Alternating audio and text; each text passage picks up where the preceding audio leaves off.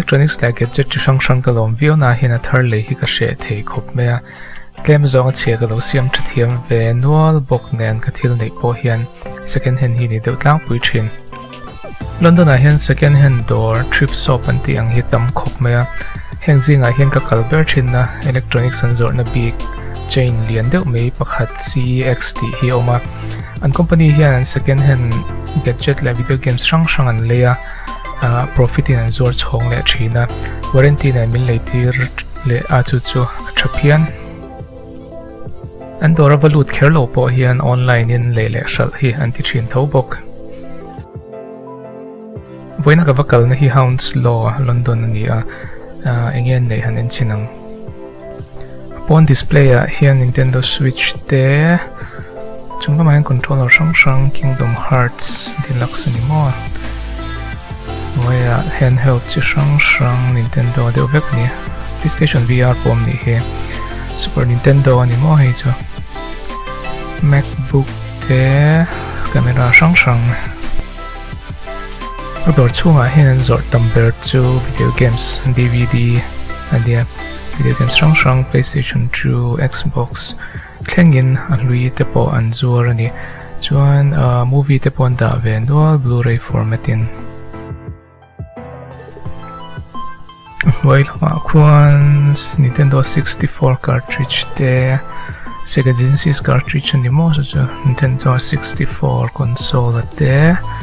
chunglama handheld Nintendo hrang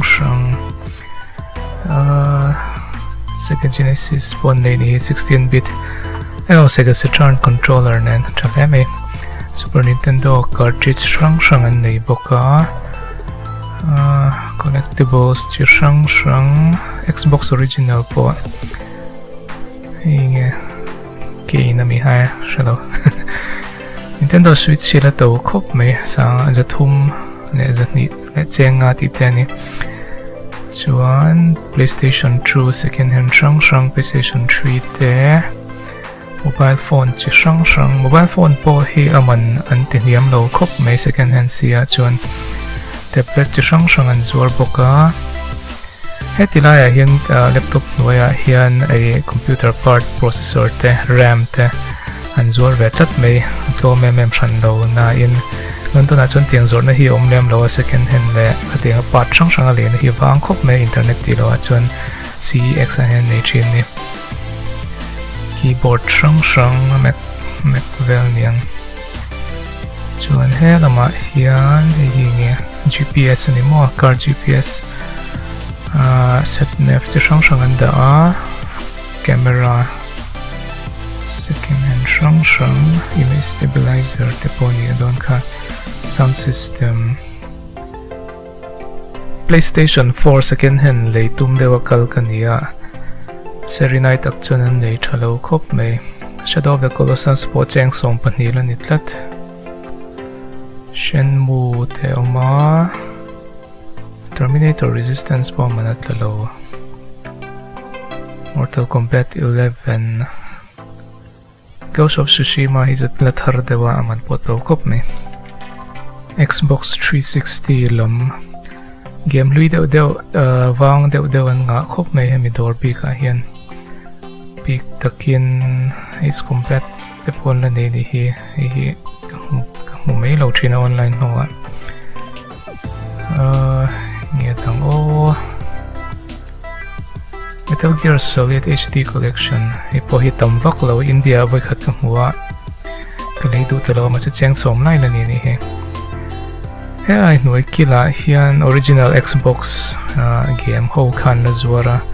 aman potlom to khop mai ma se awang deuh to in ka hria na kina jon hlu chho tel mai theni Morrowind Game of the Year edition po khanei chi ni kha hetilaya hian ka khel du pakhat ka mulol mai Ghost Recon True original zokha Gears of War True steelbox cover tingho hinal premium big real po hi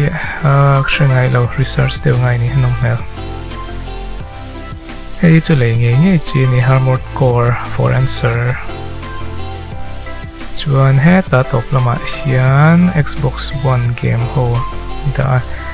Xbox hi chu One hi chu exclusive an nga lo wang hian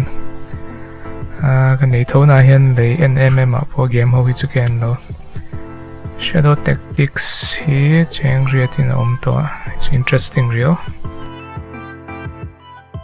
atlom poka ka hon le nual zel no te thom no le tu ma chuak kha kan nia kha CEX London om dan tlang pui chu ania